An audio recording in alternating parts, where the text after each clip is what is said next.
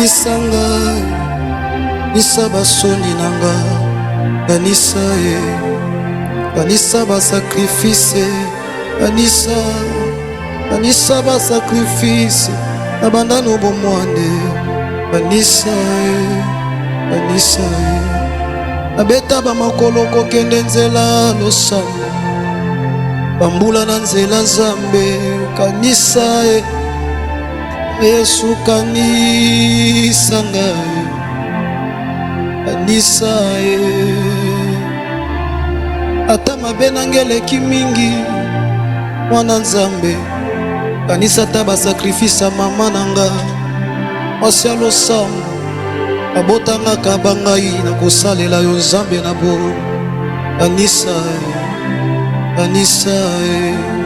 Yesu bisika nyonso vandi, kanisanga mwana Nzambe elombe bisika nyonso kanisanga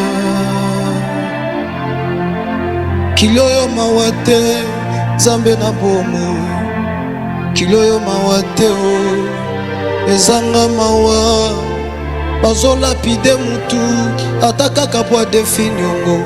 Mwana Nzambe s'il te plaît, kanisa babolamu na ngai, kanisa bolenge na kaba ya koluka yo na bangomba, kanisa ba jeune prière, kanisa baluzizi la Nzambe bisika nyonso kanisa ngai. Nalingo matambo ngongo na koloba Nzambe kanisa là où tu es, Nzambe kanisa ba sacrifice, kanisa ba sacrifice Nzambe,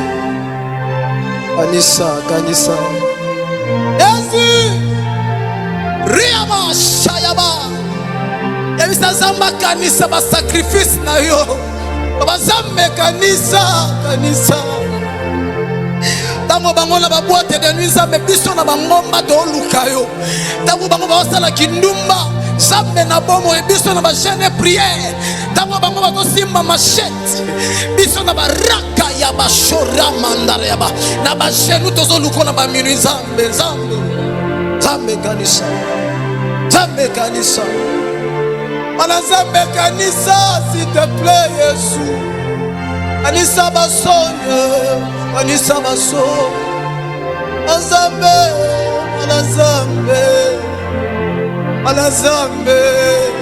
kanisa basonya masina na malongo na basonya vina yo okoma moto kolela makambo ngo tosala lolenge tosimba te ozo comprendre pete mais nasalaki bien nalungaki mpe Nzambe na mwa bien loka baninga menga mpona nini boye Nzambe kanisa ba sacrifice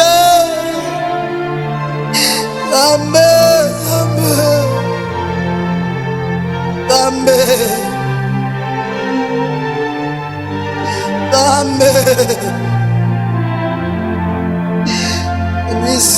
kanisa. J'aimerais avant de continuer yebisa Nzambe likambo moko pona mboka na biso. Biso toza ba Congolais.